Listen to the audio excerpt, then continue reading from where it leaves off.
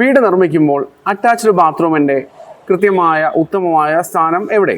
നമസ്കാരം, എല്ലാ മാന്യ പ്രേക്ഷകർക്കും നവഗ്രഹ ആസ്ട്രോസിന്റെ പുതിയൊരു അധ്യായത്തിലേക്ക് സ്വാഗതം.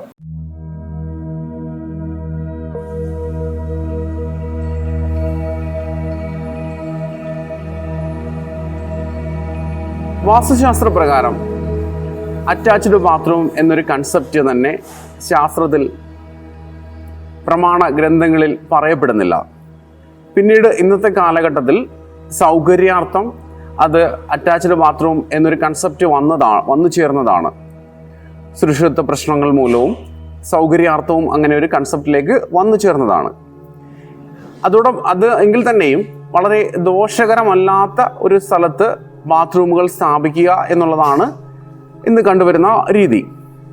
അതിൽ ഉത്തമമായി പറയപ്പെടുന്നത് വൃശ്ചികം രാശിയിലും മകരം രാശിയുമാണ് ഉത്തമമായി കണ്ടുവരുന്ന പൊസിഷൻ.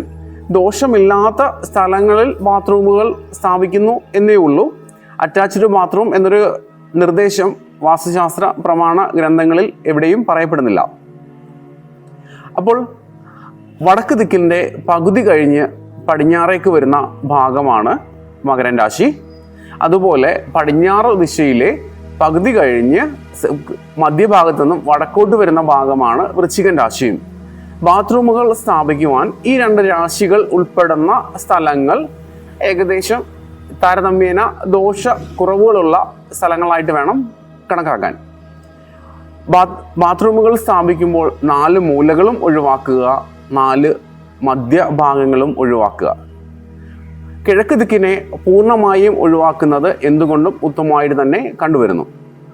ഈശാന കോൺ മുതൽ അഗ്നികോൺ വരെയുള്ള കിഴക്ക് ഭാഗങ്ങളിൽ അറ്റാച്ച്ഡ് ബാത്റൂമുകൾ വന്നിട്ടുള്ള വീടുകളിൽ ഗുരുതര ആരോഗ്യ പ്രശ്നങ്ങൾ കണ്ടുവരുന്നു. മാരക രോഗങ്ങൾക്കും അത് കാരണമാകുന്നതായി കണ്ടുവരുന്നു. അതിനാൽ പരമാവധി ഈ കിഴക്ക് ദിക്കിനെ ഒഴിവാക്കുക.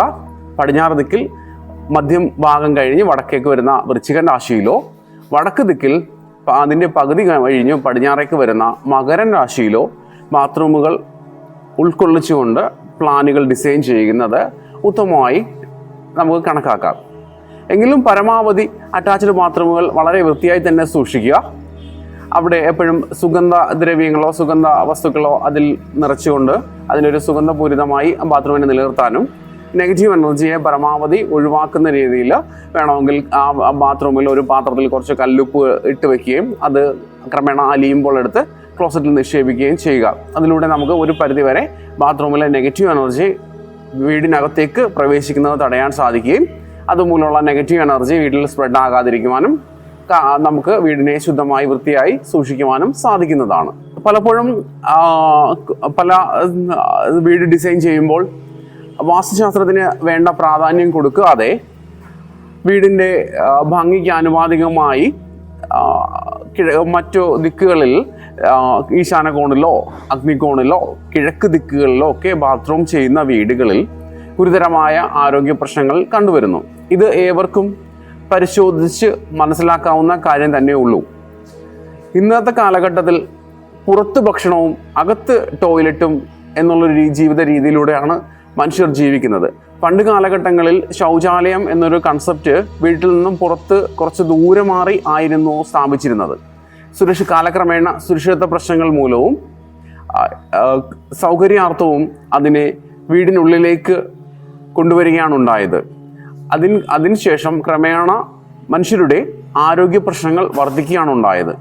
ഇത് ഏതൊരാൾക്കും കാലഘട്ടങ്ങളുടെ വ്യത്യാസത്തിലൂടെ മനസ്സിലാക്കാവുന്നതാണ്. ഇന്ന് ഉണ്ടാകുന്ന ഏറെക്കുറെ ഗുരുതര ആരോഗ്യ പ്രശ്നങ്ങൾക്ക് കാരണം ആ വീട്ടിലെ ആസ്ഥാനത്തുള്ള ബാത്റൂമുകളായിരിക്കാം. നിങ്ങൾ വീട് നിർമ്മിക്കുമ്പോൾ പരമാവധി ബാത്റൂമുകൾ കുറയ്ക്കുകയും അതോടൊപ്പം തന്നെ അത് യഥാസ്ഥാനത്ത് നിർമ്മിക്കുകയും ചെയ്യുക. അതോടൊപ്പം ആ ബാത്റൂമിൽ നിന്നുള്ള നെഗറ്റീവ് എനർജി വെളിയിലേക്കും കളയുവാനായി വെന്റിലേഷനുകളോ എക്സോസ്റ്റ് ഫാനുകളോ വെക്കുന്നതും ഉത്തമമായിരിക്കും. എല്ലാവർക്കും ഉപാസനാമൂർത്തികളുടെ അനുഗ്രഹവും കുടുംബ പരദേവതകളുടെ കാരുണ്യവും ഉണ്ടാകട്ടെ. അത് അപ്രകാരം ഭവിക്കട്ടെ. നന്ദി.